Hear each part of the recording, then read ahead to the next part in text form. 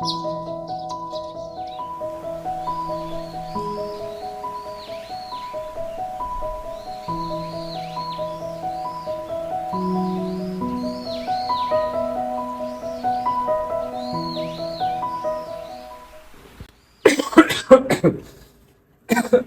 यार तू फिर खांसना शुरू कर दिया।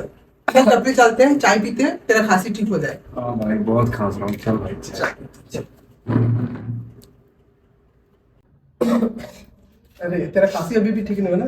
मेरी नानी ना एक मस्त काढ़ा बनाती है, उससे ना खांसी जल्दी ठीक हो जाती है। ठीक हो जाती है। चल भाई पिला दे एक बार, बहुत दिन से हो गया। आगे भी तुमको एनाटॉमी पढ़ा दूं क्या? अरे भाई, अरे कितने बार मना किया मैं यार, थूकेगा तो कितना सारा बीमारी हो सकता है, टीबी हो सकता है, इसके बारे में पता है कि नहीं? मत थूका करो भाई, अपनी भी सुरक्षा रखो, दूसरों की भी सुरक्षा रखो। कितना बार समझा चुका हूँ। ठीक है भैया। ठीक है भाई, नहीं दूसरे से बात करो।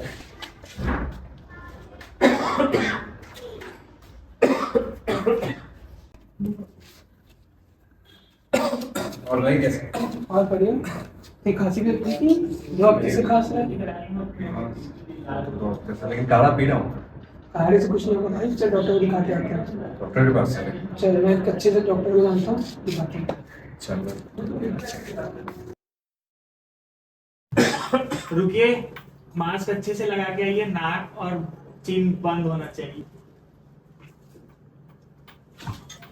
ठीक है, क्या तकलीफ है आपको? अरे डॉक्टर साहब, रात भर खांसते रहता है, सो नहीं पाता, ना पढ़ाई हो पा रही है। कितने समय से खांसी हो रही है आपको? 2 हफ्तों से सर। सीने में दर्द देता है?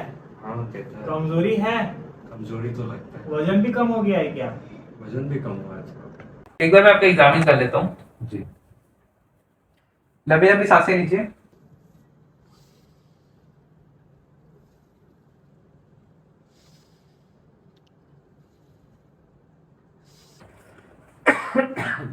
हमें लग रहा है कि आपको टीबी हो सकती है, तो इसके लिए आप एक चेस्ट एक्स-रे करवा लीजिए और साथ में आपको बलगम का जांच देना होगा।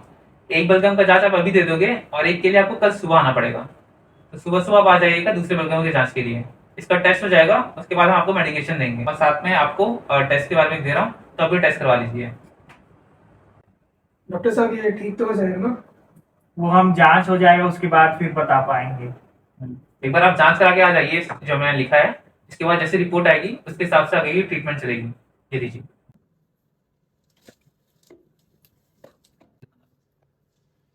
आओ बैठिए। जी डॉक्टर साहब, ये अच्छा, आपको एक्सरे रिपोर्ट आ गया? देखिए। ये यहाँ पर जो है थोड़ा ओबेसिटी दिख रहा है।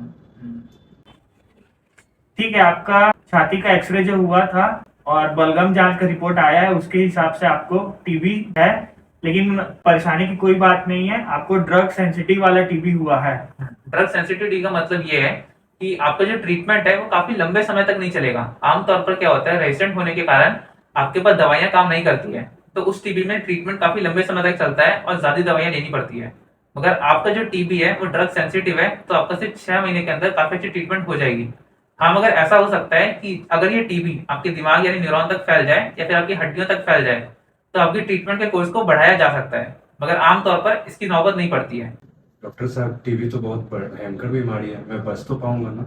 आपको कोई भी परेशानी नहीं लेनी है, कुछ नहीं होगा, बहुत अच्छे से इलाज हो सकता है आजकल टीबी का। और डॉक्टर साहब टीबी तो बड़ी महंगी बीमारी है, उसमें तो बहुत पैसे खर्च हो जाएंगे। नहीं, परेशानी की कोई बात नहीं है। इसमें भी सरकार के द्वारा बहुत सारे कार्यक्रम चलाए जाते हैं जिसके तहत टीबी का बहुत मुफ्त में इलाज हो सकता है और उसका कोई भी परेशानी नहीं होगी। और आप ऐसा भी मत सोचो कि आपको बहुत सारी दवाइयां खानी पड़ेगी। आज सरकार के द्वारा फिक्स ड्रग कॉम्बिनेशन यानी सारी दवाइयां एक दवाई में मिला के दी जाती है। शुरुआत के 2 महीने में आपको दवाइयां खानी है, वह आइसोनियाजिड, रिफेम्पिसिन, पायराजिनामाइड और इथैम्बुटॉल। पर घबराने की बात नहीं है, इस सारी दवाइयों का एक फिक्स डोज कॉम्बिनेशन आता है, तो आपको दिन में सिर्फ 1 गोली खानी पड़ेगी। फिर जो आखिरी के 4 महीने से हम कंटिन्यूअस फेज करते हैं, उसमें आपको 3 गोली खानी रहेगी, आइसोनियाजिड, रिफेम्पिसिन और इथैम्बुटॉल। इसका भी फिक्स डोज कॉम्बिनेशन आता है, तो इसमें आपको 1 टैबलेट खानी पड़ेगी। जितना आपका वजन है, जैसे मैंने बताया आपका वजन 60 kg आ रहा है, तो आपको पहले इंटेंसिव फेज में 2 महीने में 4 गोलियां खानी रहेगी हर दिन के हिसाब से। वहीं आपका जो कंटिन्यूस फेस है उसमें भी आपको 4 गोली खानी पड़ेगी हर दिन के हिसाब से। आपको सारी दवाइयां हर दिन खानी है, एक भी दिन आपको छोड़ना नहीं है। अगर आप दवाई खाना छोड़ देते हो बैक्टीरिया और ज्यादा बढ़ सकता है और आपका कोर्स का ड्यूरेशन और ज्यादा बढ़ाना पड़ सकता है। इसके अलावा अगर आपको कभी देखने में दिक्कत होती है या फिर हड्डियों में दर्द होने लगता है या फिर शरीर में और कोई भी दिक्कत होती है दवाइयों के कारण, तो आप आगे हमें दिखा सकते हैं। इन दवाइयों से छोटे मोटे साइड इफेक्ट हो सकते हैं। अगर ऐसे कुछ बड़े साइड इफेक्ट आपको देखने को मिलते हैं तब हम एक बार दिखाने आ सकते हैं। टीबी जो है वो कभी भी छूने से नहीं फैलता है, लेकिन ये आपको ध्यान देना पड़ेगा कि आप मास्क पहने और उससे एक नियमित दूरी बनाए रखें। ऐसा नहीं है कि आप ट्रीटमेंट के टाइम पे जो आपके 6 महीने का ट्रीटमेंट है फिर अकेले हो जाओगे, बल्कि आप लोगों के साथ में रह सकते हो, मगर आपको एक मास्क पहन के रखना है ताकि उन लोगों में टीबी ना फैले। जी।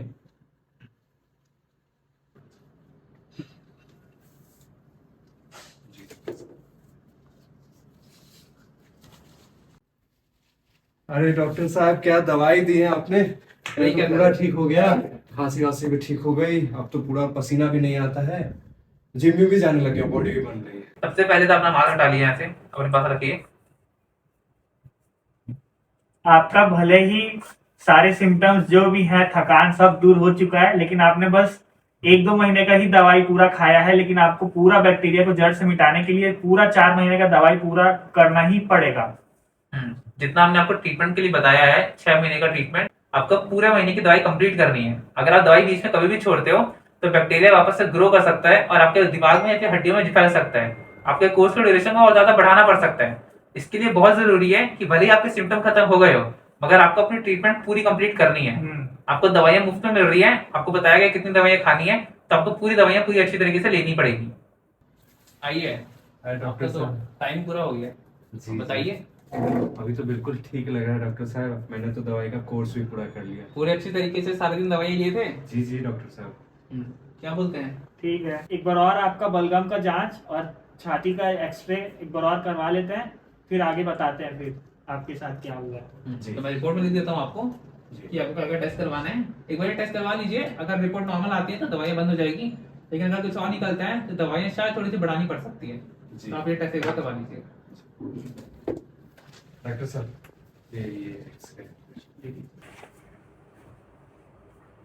ठीक है, एक्सरे आपका नॉर्मल है, बलगम का जांच का भी रिपोर्ट हमने देख लिया है आपका, अब उसमें कुछ भी दिक्कत नहीं है, अब आप ठीक हो चुके हैं पूरे तरीके से। तो डॉक्टर साहब आपने इनकी टीबी तो ठीक कर दी है, पर हमारे हॉस्टल में कई लोग हैं जो अभी भी खांस रहे हैं, तो उनकी टीबी कैसे ठीक करें हम और इससे कैसे बचें? प्रिवेंशन के बहुत सारे तरीके हैं, डॉक्टर हर्षित आपको बताएंगे। सबसे पहले तो मास्क, सबसे पहले खुद का बचाव जो है सबसे जरूरी है, तो मास्क के लिए मैं कहूँगा। उसके बाद फिर आसपास की साफ सफाई, रास्ते में सड़क पे थूकते हैं ये सब लोग के लिए मनाही। और अगर किसी को जिसको खांसी आ रहा है उसको अगर 2 हफ्ते से ज्यादा हो गई है तो उसको तुरंत अस्पताल में जांच करने के लिए भेजें, और बिल्कुल भी देर नहीं करेंगे इस चीज के लिए, तो इससे टीबी को हम लोग फैलने से बचाया जा सकता है। सबसे ज्यादा जरूरी है कि अर्ली डिटेक्शन होना चाहिए। अगर आप बिल्कुल भी देरी करते हैं तो टीबी आपके दिमाग तक फैल सकते हैं, हड्डियों तक फैल सकता है, तो आप में जोखिम और ज्यादा बढ़ जाएगा।